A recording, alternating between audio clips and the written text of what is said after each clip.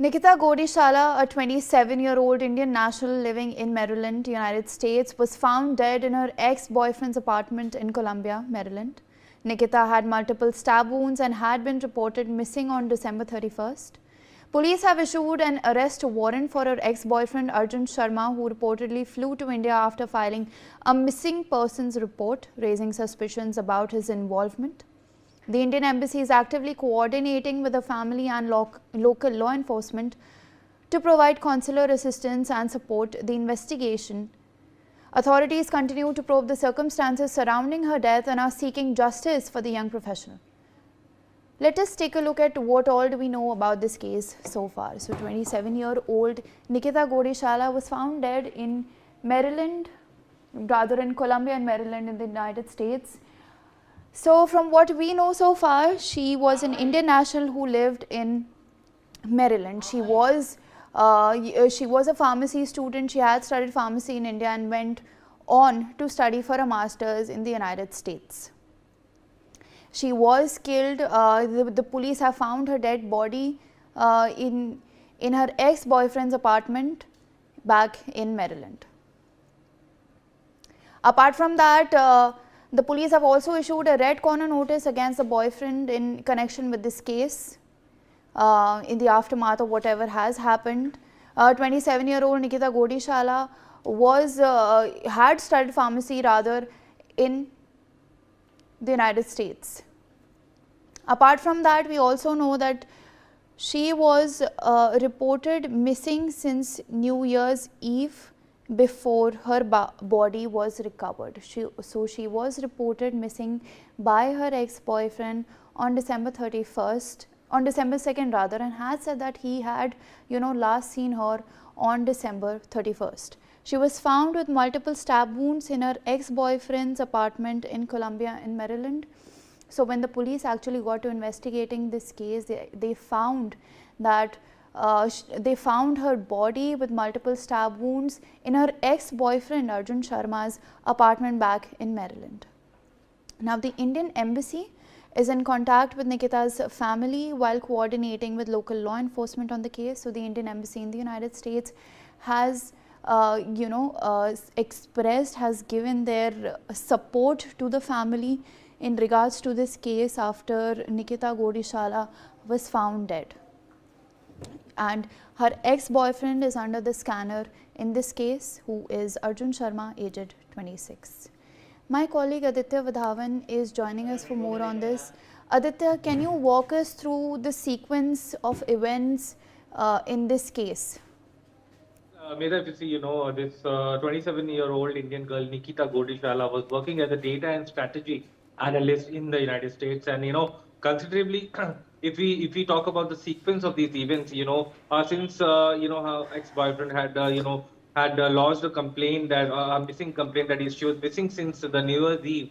Definitely, this happened on the 31st night, as per the local police, the preliminary investigation is on and they're trying to, join the timeline as to what events followed leading to the death, to the murder of Nikitha Godishala and his boyfriend. As per the preliminary investigation of the local police is concerned, her boyfriend is now the main accused in murdering her. Definitely, this has happened, due to quarrels that had happened between her and her ex-boyfriend. So definitely, after this, her ex-boyfriend Arjun Sharma, immediately flying back to India, raises more suspicion on him as to why he did this. So there's definitely a red corner notice against her ex-boyfriend. So indeed, at this juncture, it needs to be seen because the Indian embassy in Washington is in continued touch with Nikitha's family way back in India. So definitely, there would be some legal, proceedings against this absconding ex-boyfriend Arjun Sharma. And definitely, we could expect a major breakthrough as far as this is concerned. However, at this juncture, all the autopsies and the forensic examinations are being done on the on Nikitha's body, and definitely, as the investigation goes forward, more chilling details about the murder will come out. And there will be, a consolidated charge sheet against her ex-boyfriend Arjun. Medha, back to you. Aditya, thank you for sharing all those details with us. I'm also being joined by Brinda Adige, who is a women's rights activist. Ma'am, this was a woman killed by her ex-boyfriend. The motive at this point remains unclear, but we do see this pattern repeating again and again. There was obviously some sort of premeditation involved here to be able to do this and then flee the country. What are your first thoughts? You're absolutely right. He has committed the murder and he has gone away. Just goes to show that he has planned all of these things. Now he may talk that, it happened in a fit of anger and all of those kind of things.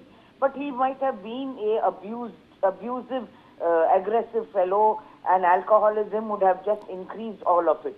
But everything said and done, why is it that we do not have our systems in place where people can call immediately? Somebody would have known something, neighbors would have known something, family would have known why she hasn't called back or not responded to a call or something like that. Because we've lost touch and we've forgotten to take care of each other, that this person has gone away, and now getting him back, getting this fellow back to India is going to be a long drawn haul, because he's now escaped. Literally he's escaped. We can't even say absconding because we know he's gone back to wherever his country is.